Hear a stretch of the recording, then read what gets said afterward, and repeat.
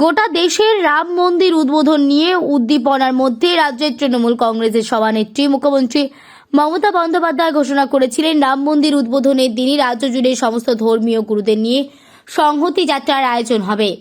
সেই মতো সোমবার বিকেলেও কেশপুর ব্লকে কয়েক হাজার মানুষেরই এক বিশাল সংহতি যাত্রা আয়োজন করা হয় ব্লকের সমস্ত পদাধিকারী সহ মন্ত্রিসভায়। সেদিন উপস্থিত ছিলেন মমতা ব্যানার্জি। এই দলের প্রোগ্রাম ঘোষণা করেছিলেন এবং তিনি বলেছিলেন 22 তারিখ প্রতিটি ব্লকে ব্লকে রাম মন্দির উপলক্ষে সংহতি যাত্রা হবে। বিরোধীরা যতই মিটিং মিছিল করুক, ভয় দেখাক, তৃণমূল দলের সঙ্গে আছে সাধারণ মানুষ। Bureau report, news 24x7 TV. মুহূর্তের খবর হাতের মুঠোয়। বন্দ্যোপাধ্যায়ের মাটি, অভিষেক ব্যানার্জির মাটি, প্রতিবাদের মাটি, লড়াইয়ের মাটি। তাই আমরা মমতা বন্দ্যোপাধ্যায়ের সাথে থাকবো। মমতা বন্দ্যোপাধ্যায়ের প্রত্যেকটা উন্নয়নকে নিয়ে আমরা চলবো। এইটুকু বলে আমি আমার ক্ষুদ্রতম বক্তব্য এখানেই শেষ করছি। জয় হিন্দ, বন্দে মাতরম। তৃণমূল কংগ্রেস জিন্দাবাদ, মমতা ব্যানার্জি জিন্দাবাদ। আমাদের লড়াইয়ের নয়নের মণি, আমাদের অনুপ্রেরণা অভিষেক বন্দ্যোপাধ্যায় জিন্দাবাদ। আজকে এই মিছিল হঠাৎ কেন? হঠাৎ যে নয়, আপনি ভালো করে জানেন। আমাদের দলনেত্রী মমতা বন্দ্যোপাধ্যায় তিনি ডাক দিয়েছেন আজকে 22 তারিখ 3টের সময়। তিনি নিজেও পায়ে হেঁটে কালী মন্দির থেকে, অর্থাৎ কালীঘাটে কালী মন্দিরে পুজো দিয়ে গির্জা মসজিদ হয়ে সেখানে তিনি পৌঁছবেন, ওখানে তিনি সভা করবেন। এটা দলীয় প্রোগ্রাম। তিনি ঘোষণা করেছিলেন যে 22 তারিখ প্রত্যেকটি ব্লকে ব্লকে আমার সংহতি যাত্রা হবে।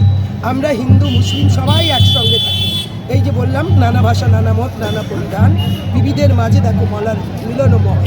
অর্থাৎ এই মহামিলনস্থল হচ্ছে ভারতবর্ষ। এখানে আমরা একত্রিত থাকতে চাই, একসঙ্গে থাকতে চাই, ঐক্যবদ্ধভাবে থাকতে চাই। এটাই ভারতবর্ষের ঐতিহ্য এবং এটাই ভারতবর্ষের দৃষ্টান্ত। ফলে সমস্ত কান্ট্রি অনুসরণ করে ভারতবর্ষ। তাই আজকে যখনই ভারতবর্ষ কোনো বিপন্ন হয়েছে, মমতা বন্দ্যোপাধ্যায় তখন রাস্তায় নিজেরা নামেন এবং তিনি দলীয় নেত্রী হিসেবে তিনি নির্দেশ দেন তার সমস্ত অনুগামীদের, দলের কর্মকর্তাদের, যে তার এই মিছিলে আহ্বান করেছিল এবং সেই মতো আমরা আজকে পদযাত্রা করেছি। সামনে লোকসভা নির্বাচন, কেশপুরে কিন্তু এই মিছিল থেকে কিছু বার্তা দিতে হবে। সামনে লোকসভা নির্বাচন, বিরোধী দিকে কি আজকের মিছিল মমতা বন্দ্যোপাধ্যায় বা অভিষেক বন্দ্যোপাধ্যায় যে ডাক দেন মিটিং বা মিছিলে বা সভার, আপনারা লক্ষ্য করেছেন অভিষেক বন্দ্যোপাধ্যায় এসেছিলেন 21-এর আগে।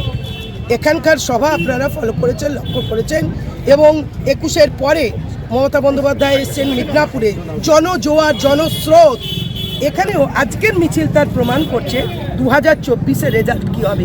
বিরোধীদের বলবো, হুঙ্কার দাও, বক্তব্য রাখো, মিটিং করো, মিছিল করো, ভয় দেখাও, কিন্তু এ বাংলা মমতা বন্দ্যোপাধ্যায় বিরোধীদের এটাই বলবো। আজকে সংহতি দিবস যাত্রার যে মিছিল গ্রামে গঞ্জে হয়েছে, বাংলার বিভিন্ন প্রান্তে হয়েছে, ব্লকে ব্লকে হয়েছে, নেত্রীর সঙ্গে হাজার হাজার লাখ লাখ মানুষ হেঁটেছে। এটাই প্রমাণ করে মমতা বন্দ্যোপাধ্যায় বাংলায় শেষ কথা।